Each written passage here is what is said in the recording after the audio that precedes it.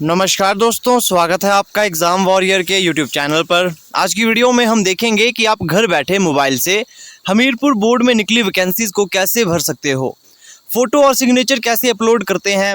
सब सवालों के जवाब आपको इस वीडियो में मिल जाएंगे। और बहुत से बच्चे ये बोल रहे थे कि अगर फॉर्म भरते वक्त हमसे कोई गलती हो जाती है तो क्या हमें उसे सुधार सकते हैं। तो कोशिश आपने पहले अपनी यही रखनी है कि आप गलती ना करें। लेकिन अगर आपसे गलती हो जाती है तो टाइपिंग टेस्ट या फिर जिस दिन आपको बुलाया जाएगा वहाँ पर अपनी गलती को सुधार सकते हो। तो ये मौका आपको हमीरपुर बोर्ड देता है, लेकिन अक्सर आपको ये मौका नहीं मिलता। तो इसकी आपने यहाँ पर कोशिश यही करनी है कि आप गलती ना करें। लेकिन अगर गलती हो जाती है तो ये सुधारने का मौका आपको देता है। तो चलिए बात करते हैं फॉर्म कैसे भरा जाता है। तो सबसे पहले आपने अपने मोबाइल का गूगल क्रोम ओपन करना है। वहाँ पर आपने लिखना है हमीरपुर बोर्ड लॉगिन, और सबसे ऊपर जो आएगा उस पर आपने क्लिक कर देना है। क्लिक करते ही आपके पास कुछ ऐसा इंटरफेस आएगा। अब यहाँ पर आपने ध्यान रखना है, अगर आपकी आईडी पहले से बनी है तो आपने आईडी यहाँ फिल करनी है। पहली बार एग्जाम दे रहे हो तो साइन अप में जाएं। ये बेसिक डिटेल आपने भरनी है, फर्स्ट नेम, लास्ट नेम, अपना मोबाइल नंबर, ईमेल आईडी और पासवर्ड आपने सेट कर लेना है, यूज़र नेम सेट कर लेना है। इसके बाद आपने साइन इन पर आना है और अपना यूज़र नेम जो आपने सेट किया था और जो पासवर्ड था उसे आपने यहाँ पर भर लेना है। उसके बाद कुछ ऐसा परफॉर्मा आपको देखने को मिलेगा। जितनी भी हमीरपुर बोर्ड में जॉब्स आती है वो सभी यहाँ पर आपको दिख जाएगी। आपने उसी जॉब पर अप्लाई करना है जिसके हिसाब से आप क्वालिफाइड हो, है ना। जो चीज़ें आपसे मांगी गई है वो आपके पास इसमें होनी चाहिए। जैसे हम यहाँ पर एग्जाम्पल लेते हैं, हम भरेंगे JOIT 965, इसमें +2 पास योग्यता मांगी गई है। तो इस प्रकार का परफॉर्म आएगा। आपने यहाँ पर अपना स्टेट भरना है, माफ़ कीजिएगा अपनी डिस्ट्रिक्ट भरनी है, आप एग्ज़ाम कहाँ देना चाहोगे। तो मैं जैसे यहाँ कुल्लू भर देता हूँ तो प्रोसीड आपने करना है। उसके बाद कुछ इस प्रकार का आपका परफॉर्मा यहाँ पर ओपन हो जाता है। आपको आधार नंबर डालना होता है, name, father's name, mother's name, date of birth, age relaxation, और आपको ये हर एक चीज़ें ध्यान से देखनी होती है। कैटेगरी, आपकी सब कैटेगरी, अगर सब कैटेगरी में आपका कुछ है तो आप उसे भर सकते हो। स्टेट, परमानेंट एड्रेस, अगर आपके यहाँ पर 2 एड्रेस हैं तो आपने यहाँ पर पहला अपना परमानेंट और जिस एड्रेस पर आप रहते हो वो आपने भर लेना है। अगर सेम है तो आपने इस पर टिक कर लेना है, तो सेम आपका यहाँ पर आएगा। तो ये बेसिक डिटेल भरने के बाद आपने यहाँ से प्रोसीड कर देना है, ठीक है। तो प्रोसीड करने के बाद आगे क्या करना होता है वो मैं आपको यहाँ पर बताऊँगा, क्योंकि साइट में उसकी परमिशन नहीं है कि हम स्क्रीन रिकॉर्डिंग करें या फिर स्क्रीनशॉट लें। तो इसके कारण मैं आपको यहाँ पर बताऊंगा। उसके बाद आपको 2 ही काम करने होते हैं। पहला, आपको अपना फ़ोटो और सिग्नेचर अपलोड करना होता है। वहाँ पर लिखा होता है कि फ़ोटो अपलोड करें, फिर नीचे लिखा होगा सिग्नेचर अपलोड करें। अब इसमें आपने क्या करना है, क्योंकि हमारे पास स्कैनर तो है नहीं, आपने क्या करना है कि अपने जो मोबाइल से अपने पासपोर्ट साइज़ फ़ोटो का एक फ़ोटो खींच लेना है, ठीक है। लेकिन वो डायरेक्ट ही आपने अपलोड नहीं करना है, वो अपलोड नहीं होगा, क्योंकि मोबाइल जो है वो कुछ MB में फ़ोटो खींचता है और जहाँ साइट पे हमें फ़ोटो अपलोड करना होता है वो हमें KB में चाहिए। तो इसके लिए आपने क्या करना है, आपने सीधे क्रोम पर लिखना है reducepicsa.com।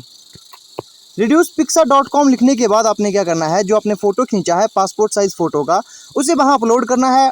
वहाँ पर साफ लिखा होता है कि रिड्यूस साइज़, उस पर क्लिक करना है, फिर नीचे डाउनलोड करना है। ये प्रोसीजर आपने 2 से 3 बार करना है, क्योंकि फ़ोटो आपका धीरे धीरे छोटे साइज़ में परिवर्तित हो जाएगा। जब वो लगभग आपका ये मानकर चलिए 158 KB से छोटा हो जाएगा तो आपने उसे अपलोड करना है। सिग्नेचर के साथ भी आपने ऐसा ही करना है। सिग्नेचर आपने एक कोरे पेज पर करने हैं, फिर उसका फ़ोटो खींच लेना है, फिर उसको क्रॉप कर लेना है। जहाँ तक सिग्नेचर है उसे आपने, जैसे मेरे ये मान लो ये सिग्नेचर है, तो जो सिग्नेचर है उसे तक आपने फ़ोटो को क्रॉप करना है और उसे भी आपने बिल्कुल सेम फ़ोटो की तरह ही रिड्यूस पिक्सा पे अपलोड करो। पहले उसका साइज़ छोटा करो।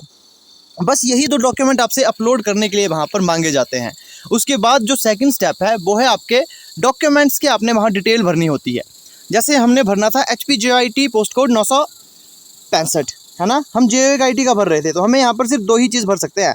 ज़्यादा हायर क्वालिफिकेशन भरने की ज़रूरत वहाँ पर नहीं है, चाहे आपने कॉलेज की हो, क्योंकि वहाँ पर जो मिनिमम क्वालिफिकेशन चाहिए वो चाहिए आपकी यहाँ पर 10th और +2। इसके अलावा वहाँ पर कुछ नहीं मांगी गई है। चाहे आपके पास इससे ज़्यादा क्वालिफिकेशन हो, इसके ना तो कोई बेनिफिट है और ना ही कोई मार्क्स मिलेंगे आपको।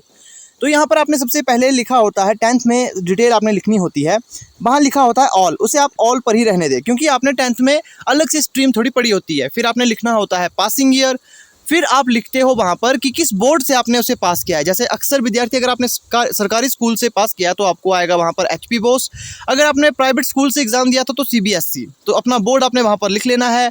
फिर स्कूल का नाम लिखना है, जैसे मान लीजिए मेरा स्कूल का नाम है GSS भुट्टी, है ना। उसके बाद आपने लिखने हैं सब्जेक्ट, कि कौन कौन से सब्जेक्ट आपने पढ़े थे। वहाँ पर आप शॉर्ट में लिख सकते हो, जैसे इंग्लिश को आप ENG लिख लो, हिंदी को आप HIN लिख लो, है ना। इस प्रकार से अपने शॉर्ट फॉर्म में अपने सारे सब्जेक्ट लिख लेने हैं। फिर आपने लिखना है कि आपके कितने % मार्क्स बने। अब बात करते हैं +2 की। +2 में क्या होगा कि जब वहाँ पर आपको ऑल के स्थान पर आपने भरना है, चाहे जैसे अगर आपने कॉमर्स किया तो आप कॉमर्स भर सकते हो, आर्ट्स किया तो आर्ट्स, साइंस किया तो साइंस। वैसे ही आपने फिर आगे बोर्ड का नाम लिखना है कि किस बोर्ड से आपने परीक्षा दी थी। उसी प्रकार से आप वहाँ पर लिखोगे कि स्कूल का नाम क्या है, पासिंग ईयर कौन सा है, सब्जेक्ट आपने कौन कौन से पढ़े और कितने % मार्क्स आपके बन रहे हैं। बस इतना ही आपको फॉर्म फिल करना होता है। उसके बाद आपको पेमेंट की तरफ जाना होता है। पेमेंट करनी काफ़ी आसान होती है, आप अपना ATM कार्ड इसमें यूज़ कर सकते हो। तो ये कुछ एक प्रोसीजर होता है ऑनलाइन एग्ज़ाम भरने का। आपको कहीं और जाने की ज़रूरत नहीं है, आप खुद से एग्ज़ाम फिल कर सकते हो और आपने घबराना नहीं है। कोई गलती हो जाती है तो उसे आपको ठीक करने का मौका दे दिया जाता है। तो गलती हो तो उसमें आपने घबराना नहीं है। यही बात रही, अगर जैसे कई बार क्या होता है कि आपने फॉर्म भरा लेकिन आपकी फ़ीस बैंक से कट जाती है, लेकिन वो फ़ीस साइट पर अपलोड नहीं होती।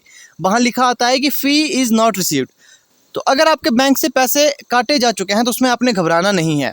वो फीस आपकी वहाँ पर 48 घंटे के अंदर सबमिट हो जाती है। लेकिन आपने एक गलती नहीं करनी कि कई बच्चे क्या करते हैं कि अगर एक बार वहाँ पर फ़ी नॉट रिसीव्ड आया, फिर से फ़ीस काट लेंगे, उसमें आपके चार्जेस लगेंगे और ना ही वो पैसे वापस आते हैं। तो इस चीज़ का आपने ध्यान रखना है। अगर एक बार आपका बैंक से पैसे कट जाता है और वहाँ पर ये लिखा है कि फ़ी इज़ नॉट रिसीव्ड, तो उसमें घबराना नहीं है। 48 घंटे के अंदर आपके वो पैसे वहाँ पर सबमिट हो जाते हैं। तो दूसरी बार पेमेंट आपने वहाँ पर नहीं करनी। अगर 48 घंटे के बाद भी पेमेंट वहाँ पर अपलोड ना हो, वैसा तो ये होता नहीं, आप हमीरपुर बोर्ड की ऑफिशियली जो नंबर उन्होंने दिया है वहाँ से आप कॉल कर अपनी क्वेरी पूछ सकते हो।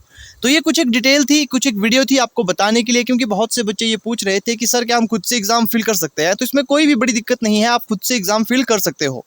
इसमें जो भी चीज़ें मैंने आपको बताई सिर्फ वही चीज़ें आपको फिल करनी होती है। बहुत ही नॉर्मल सी चीज़ें हैं जो आपको फिल करनी होती है। अगर डॉक्यूमेंट अपलोड करने होते हैं उसमें भी उतनी दिक्कत नहीं आएगी। रही बात दूसरे एग्जाम में, तो जो क्वालिफिकेशन मांगी गई है, जैसे मान लो क्लर्क में ग्रेजुएशन मांगी गई है, तो उसमें आपको ग्रेजुएशन की डिटेल भरनी भी ज़रूरी है। तो जो भी एग्ज़ाम है, जो भी क्वालिफिकेशन मांगी गई है, मिनिमम क्वालिफिकेशन आपने भरनी है। ज़्यादा क्वालिफिकेशन भर के कोई फ़ायदा नहीं होता, इसके कोई एक्स्ट्रा मार्क या फिर एक्स्ट्रा नंबर नहीं मिलते। तो ये थी आज की वीडियो। आई होप आपको वीडियो अच्छी लगी होगी। डेली वीडियोज़ के लिए अपने चैनल को सब्सक्राइब ज़रूर कर लेना है। तो मिलते हैं आपसे अब नेक्स्ट वीडियो में।